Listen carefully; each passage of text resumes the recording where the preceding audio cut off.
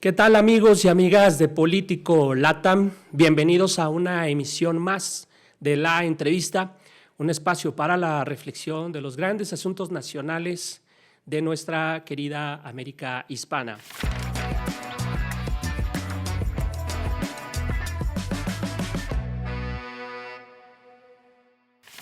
Hoy tengo el gusto, tengo el honor de poder compartir micrófonos con la periodista chilena Paula Catena, que no solamente pues, es una conocedora de la política de Chile, sino que además es autora de un libro muy reciente, de reciente factura, que se llama Piñeira en Jaque. Hay que leerlo, seguramente estaremos por aquí también haciendo algunos comentarios sobre su obra. Le damos paso a la charla con Paula Catena. Muchas gracias por estar aquí de nuevo con nosotros. Hola, gracias a ti por la invitación y feliz de poder compartir este espacio contigo. Gracias, Paula. Pues como comentábamos detrás de cámaras, esta es una típica elección de continuidad. Hay un gobierno, oficialismo, en este caso encabezado por Gabriel Boric, que en su momento, joven promesa de la política chilena, pues levantó una gran expectativa a nivel internacional. Cuéntanos, Paula, ¿qué es lo que se pone, digamos, en evaluación? ¿Qué es lo que se pone en la balanza en esta jornada electoral tan reñida, de la que hablaremos puntualmente en unos momentos? ¿Cuál es el legado de Boric que deja y que la gente tendrá que pronunciarse justamente para las elecciones del próximo domingo?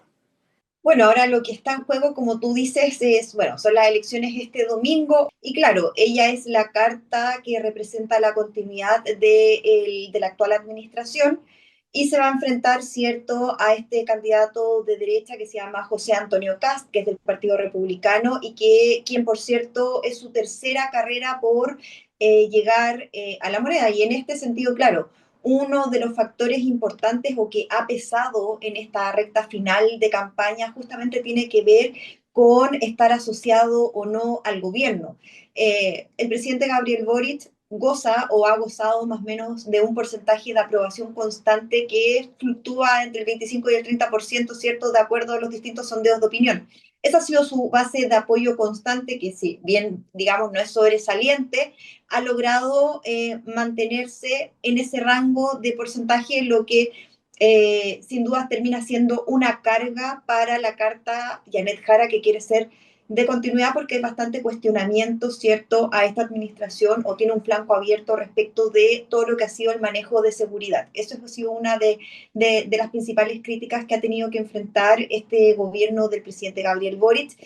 Y claro, ser la carta que se asocie a la continuidad siempre es más cuesta arriba cuando un gobierno, ¿cierto?, no está con porcentajes de aprobación sobre el 50%, que en Chile se necesita, ¿cierto?, el 50% más uno para ganar el balotaje de la elección presidencial. Entonces, claro, ahí una de las materias que se ven en estas elecciones y que algunos analistas también ponen sobre la mesa es que, claro, Jara de alguna forma representa la continuidad de Gabriel Boric o más allá de que ella en su estrategia de campaña diga que son proyectos distintos que representan a la misma izquierda, pero a la hora de votar la gente siempre asocia, ¿cierto?, al gobierno de turno con la candidatura que represente o esté en el mismo sector político y por lo tanto también algunos leen esta elección como un test, ¿cierto?, a lo que fue su administración. Y si uno ve o revisa todos los sondeos de opinión que se han publicado en el último tiempo y los resultados, ¿cierto?, de la primera vuelta, la verdad es que está muy cuesta arriba que Janet Jara pase o gane el balotaje. Todos los sondeos indican que la carta que se impondría, ¿cierto?, en la segunda vuelta sería José Antonio Kast. Estoy hablando de esto, de lo que dicen las encuestas, ¿cierto?, en las últimas mediciones. Y si uno revisa, además, le suma los resultados de la primera vuelta presidencial, donde si uno solo hace la sumatoria de los candidatos de derecha que compitieron en esa ocasión, que es José Antonio Kast, Evelyn Matei, Johannes Kaiser, ahí ya está sobre el 50% de las preferencias de los votos. Entonces ella parte con algo bastante cuesta arriba o con una carrera bastante cuesta arriba que es difícil remontar según reconocen incluso en su propio comando, en sus propios equipos. Y respecto de, bueno, lo que deja el legado a tu otra parte de la pregunta respecto de lo que es el legado mismo del presidente Gabriel Boric, bueno, todavía es prematuro siempre sacar cuáles son los legados porque siempre uno lo ve con perspectiva de tiempo, ¿cierto? Una vez que pasa el tiempo se van instalando, pero al menos lo que ellos como proyecto progresista, ¿cierto?, de izquierda buscan dejar instalado o que avanzaron, es, por ejemplo, son medidas emblemáticas para ellos que quieren destacar en el tiempo, que es la aprobación de la reforma previsional, la aprobación de una ley de 40 horas, como materias como tangibles, ¿cierto?, que lograron avanzar en el Congreso, también el aumento del sueldo mínimo. Entonces, esas son materias concretas que este gobierno al menos busca dejar instalado como un legado y que resaltar una vez que deje la administración. Ya vendrán, ¿cierto?, otras evaluaciones que tienen que ver con, porque bueno, como todo gobierno, ¿cierto?, les gustaría que otro de sus legados fuera pasar la banda presidencial a alguien de su sector. Eso se ve ahora, por lo que te comentaba previamente, de los sondeos de opinión, más los resultados de la primera vuelta, se ve bastante cuesta arriba y según reconocen en la propia candidatura de Janet Jara. Pero hay que ver que es cómo se configura o cómo evoluciona este proyecto de izquierda que parte, ¿cierto?, con el presidente Gabriel Boric. Con esto me refiero con el Frente Amplio, que tuvo la experiencia de ser gobierno, ¿cierto?, y en convivencia con las otras fuerzas de izquierda que tiene que ver con el Partido Comunista, el Partido Socialista, que tiene que ver con lo que se denomina el socialismo democrático. Hay que ver si es que en un escenario de derrota él al menos logra hacer que esas coaliciones de izquierda sigan trabajando unida, que era como una de sus ciertos desafíos o que él mismo se autoimpuso. Entonces, también eso es algo que se va a ver el día después, ¿cierto?, de las elecciones, los días posteriores, que ahí se va a también poder analizar bien cuál es el legado o no que va dejando esta administración, porque claro, los proyectos, las iniciativas son medidas que van a ir destacando, como todos los gobiernos lo hacen, que van tratando de dejar instalados que provienen de obras suyas, pero lo grande o las grandes huellas, ¿cierto? Yo creo que esas se ven más con perspectiva de tiempo. Qué interesante, Paula. Y preguntarte a propósito de este desgaste que podemos ver en las encuestas de intención de voto. Todos los gobiernos primerizos pues enfrentan siempre la prueba de la realidad. Sin embargo, ¿qué es lo que pasa con la derecha chilena? No parece que estuvieran tomando esta oportunidad de ver un gobierno que cierra, como el de Boric, con no muy buenos números ante la opinión pública, pero pareciera que esto no es un factor para poderlos unificar en aquello que mencionaba José Antonio Kast como la búsqueda de una derecha ampliada.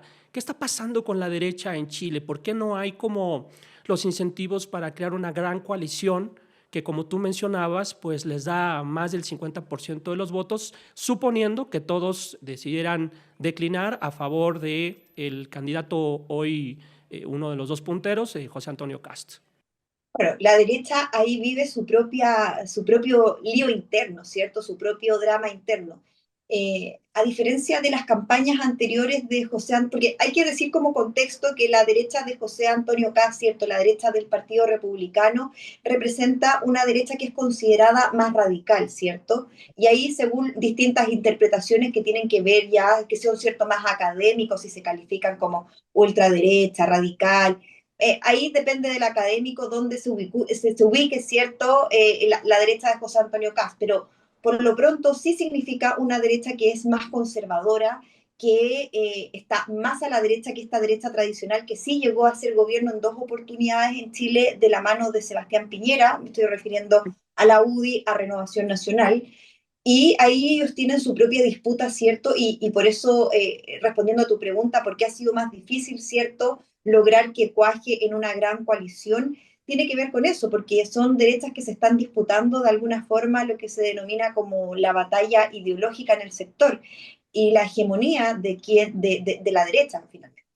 Y la pulsión inicial en privado que tiene el Partido Republicano tiene que ver con avanzar y ellos tomar ese poder, ¿cierto? Ellos ser hegemónicos en ese sector.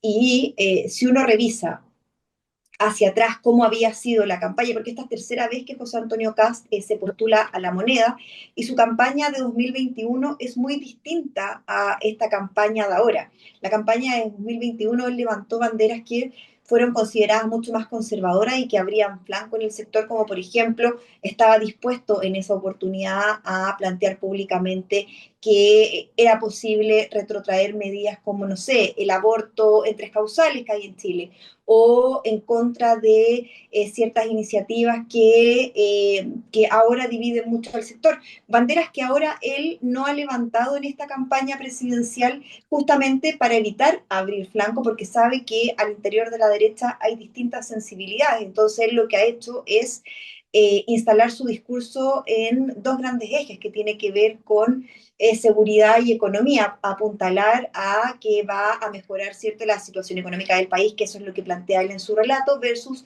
dar más seguridad a los chilenos. En esos ejes él ha delimitado su campaña para evitar justamente abrir cuestionamientos. Y en ese contexto hay muchas heridas que vienen de antes, porque esta derecha, al ser cierto, con esta lógica de la batalla cultural que tienen que ganar frente a la izquierda y por lo tanto defender las ideas que son más de derecha, ¿cierto? El libre mercado, los temas valóricos.